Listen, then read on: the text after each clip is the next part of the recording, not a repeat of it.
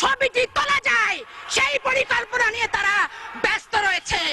আজকে স্পষ্ট করে একটি কথা বলতে চাই, ৭২-৭৫-এর শাসনামল সে তো দারিদ্র্যের তীব্র কষাঘাতে জর্জরিত হওয়ার শাসনামল, সে তো প্রতিটি মা বোনকে ৭২-৭৫-এর শাসনামলে বাসন্তী বানানোর ইতিহাসের শাসনামল। মা তার সন্তানের ক্ষুধা মিটাতে না পেরে কচুর লতি সিদ্ধ করে তাতে বিষ মিশিয়ে সপরিবারে সেদিন আত্মহত্যা করেছিল।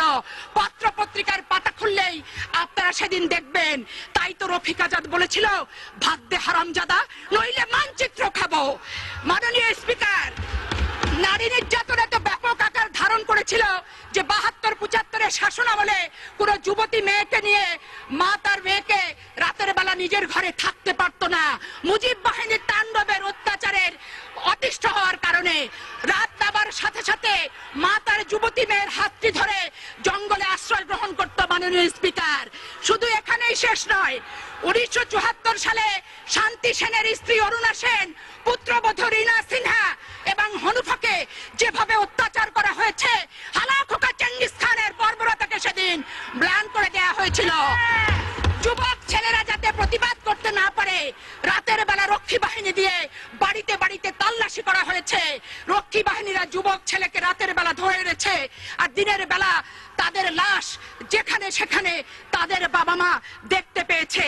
আজকে কথায় কথায় যারা বলেন যে জিয়াউর রহমান নাকি বাংলাদেশে খুনিদের খুন করেছে, আজকে তাদের উদ্দেশ্যে বলতে চাই, ৭২-৭৫-এর শাসনামল তৎকালীন পত্র পত্রিকা, বিদেশি বিশেষজ্ঞদের, জার্নালিস্টদের যদি মন্তব্য করেন, নিজের চেহারাটা আয়নায় আপনারাই সত্যিকার অর্থে দেখতে পাবেন যে ৭২-৭৫ সালে কারা বাংলাদেশে খুনের রাজত্ব কায়েম করেছিল।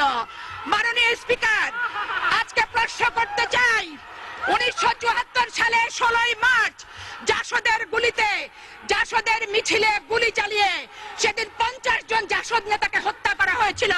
শুধু তাই নয়, জাসদের অফিসে সেদিন আগুন ধরানো হয়েছিল, তাদের পত্রিকা গণকণ্ঠ সেদিন সিজ করা হয়েছিল। ঢাকা বিশ্ববিদ্যালয়ে ৭ জন মেধাবী ছাত্রকে মেশিন গানের গুলিতে সেদিন নিশ্চিহ্ন করেছিল কার শাসনামলে? মাননীয় স্পিকার, আপনাকে প্রশ্ন করতে চাই, আমি প্রশ্ন করতে চাই, ১৯৭৩ সালে পাবনার জেলখানা থেকে ৫ জনকে রাতের অন্ধকারে দ্বীপচরে নিয়ে যে নির্মম নিষ্ঠুর ভাবে হত্যা করে বাংলাদেশের ইতিহাসে প্রথম জেল হত্যার ইতিহাস কারা সৃষ্টি করেছিল? মাননীয় স্পিকার, আজকে প্রশ্ন করতে চাই, মাননীয় স্পিকার, আপনার মাধ্যমে সরকারি দলকে সমগ্র বাংলাদেশে আওয়ামী লীগ দুঃশাসনের বিরুদ্ধে আওয়ামী লীগ দুঃশাসনের বিরুদ্ধে সমগ্র বাংলাদেশে জাসদ নেতা কর্মীরা সেদিন প্রতিবাদ করেছিল। আজকে জাসদ মহাজোটের অংশ হয়েছেন, খোশ গল্প করছেন, নিজেদের অস্তিত্ব ভুলে গেছেন, বিগত দিনের ইতিহাস ভুলে গেছেন। সেদিন ৩০,০০০ জাসদ নেতা কর্মীকে সেদিন হত্যা করা হয়েছিল। এখানেই হত্যার শেষ নয়। মাননীয় স্পিকার, সিরাজ শিকদারকে হত্যা করে বাংলাদেশের রাজনৈতিক অঙ্গনে প্রথম ক্রসফায়ার সৃষ্টি করেছিল কে?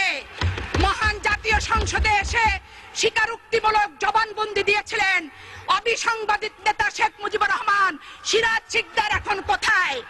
আজকে সরকারি দলকে প্রশ্ন করতে চাই, কথায় কথায় বলেন বাংলাদেশের প্রতিটি ঘরে ঘরে আপনারা আইনের শাসন চালু করবেন। আজকে মাননীয় স্পিকার, আপনার মাধ্যমে স্বরাষ্ট্রমন্ত্রীকে আমি জানতে চাই, সিরাজ শিকদার হত্যার বিচার বাংলাদেশে ওনারা কবে শুরু করবেন? এই কথাগুলি আমার কথা নয়, বিভিন্ন পত্রিকা থেকে প্রাপ্ত তথ্যের ভিত্তিতেই আমি তথ্যমূলক ভাবে বক্তব্য উপস্থাপন করতে চাই। মাননীয় স্পিকার, ১৯৭৪ সালের ১৩ ডিসেম্বর শেখ মুজিবুর রহমান সাহেব বলেছিলেন, এতদিন অন্যরা খাইছে, এখন খাইব আমার লোক, কেউ কোনো কথা বললে লাল ঘোড়া দাবড়াইয়া দিমু। উনি আরো লিখেছিলেন, ১৭ মিনিটের আইন পাস ইতিহাস বাক স্বাধীনতার গলায় ফাঁস। 1975-এর 25শে জানুয়ারি চতুর্থ সংশোধনী। 1973-74 অর্থ বছরে বাংলাদেশের শাসন কার্য পরিচালনা করার জন্য 2000 কোটি টাকার প্রয়োজন ছিল। বিদেশি দাতা দেশগুলো 3000 কোটি টাকা সেদিন দিয়েছিল।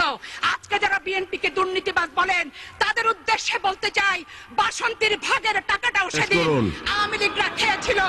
সময় আগে দাঁড়ানো যাবে না, কারণ সময় বাড়ায় দেওয়া হয়েছে, অন্যদেরকে দেবেন। বিশ্বাস করুন, ইত্তেফাকের হেডলাইন ছিল 3000 কোটি টাকার বিদেশি সাহায্য কোথায় গেল।